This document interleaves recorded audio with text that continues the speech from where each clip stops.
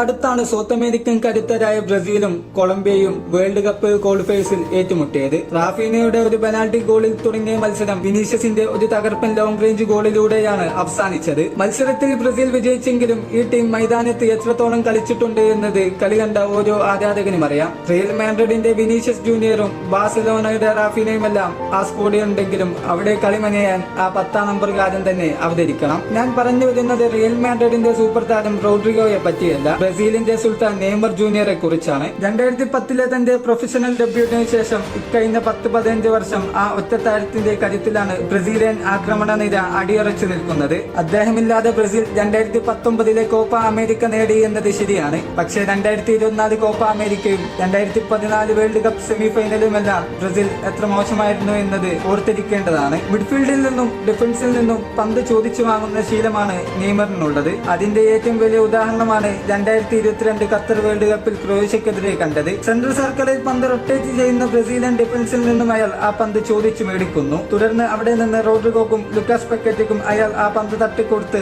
അവസാനം Croatian goal കീപ്പറെയും മറികടന്ന് നേടുന്ന ഒരു ഗോളുണ്ട്. അന്നേ വരെ ആ ലോകകപ്പിൽ നേടിയ ഗോളുകളേക്കാൾ മികച്ചൊരു ഗോൾ. ബ്രസീലിന്റെ ആക്രമണ നിരയിൽ അയാൾ ഉണ്ടെങ്കിൽ അതിനൊരു പ്രത്യേക സുഖമാണ്. കാരണം അവിടെ ലെഫ്റ്റ് വിംഗറും അറ്റാക്കിംഗ് മിഡ്ഫീൽഡറും സ്ട്രൈക്കറുമെല്ലാം അയാൾ തന്നെയായിരിക്കും. 2021 കോപ്പ അമേരിക്ക ഫൈനൽ ഒരു നെയ്മർ ആരാധകനും മറക്കാത്ത ഫൈനലാണ്. അന്നത്തെ ഫൈനൽ ബ്രസീൽ വേഴ്സസ് അർജന്റീന എന്ന് പറയുന്നതിന് പകരം നെയ്മർ വേഴ്സസ് അർജന്റീന എന്ന് പറയുന്നതാകും ശരി. ഓട്ടമന്റെയും പരേഡസും ഡീപോളുമെല്ലാം അയാളെ ഇനി എന്ത് ചെയ്യും എന്ന രീതിയിലായിരുന്നു. കാരണം അവർക്ക് ഇനി ഒന്നും ചെയ്യാൻ ബാക്കിയില്ലായിരുന്നു. അന്നത്തെ കളിയിൽ മാത്രം 9 തവണയാണ് നെയ്മർ ഫോൾ ചെയ്യപ്പെട്ടത്. ഒരുപക്ഷെ ഫുട്ബോൾ ചരിത്രത്തിൽ ഇത്രയധികം ക്രൂശിക്കപ്പെട്ട മറ്റൊരു കളിക്കാരൻ ഉണ്ടാവുക എന്നത് അസാധ്യമാണ്. ഫൈനൽ വിസിൽ മുഴങ്ങുമ്പോൾ കപ്പുയർത്തത് മെസ്സിയാണെങ്കിലും ലോകം ഉറ്റുനോക്കിയത് നെയ്മറിലായിരുന്നു. അന്നേ വരെ ഫുട്ബോൾ ലോകം കണ്ട ഏറ്റവും മികച്ച പ്രകടനങ്ങളിൽ ഒന്ന്. ഇന്നേ വരെ ഒരു ഇന്റർനാഷണൽ കിരീടവും അയാൾ നേടിയിട്ടില്ല എന്ന് പറയുമ്പോൾ പലരും മറ്റു പലതും മറക്കുന്നുണ്ട്. 2012 football Olympics silver medal, 2013 confederation cup, 2016 ബ്രസീലിന്റെ ചരിത്രത്തിൽ ആദ്യമായുള്ള ഫുട്ബോൾ ഒളിമ്പിക്സ് ഗോൾഡ് മെഡൽ. ബ്രസീലിന്റെ ഏറ്റവും വലിയ ഗോൾ വേട്ടക്കാരനും അതുപോലെ തന്നെ ഏറ്റവും വലിയ അസിസ്റ്റ് പ്രൊവൈഡറും എല്ലാം അയാൾ തന്നെ. ബാലൻഡിയോറും ഫിഫ ദിവസവും വേൾഡ് കപ്പും ഒന്നുമില്ലെങ്കിലും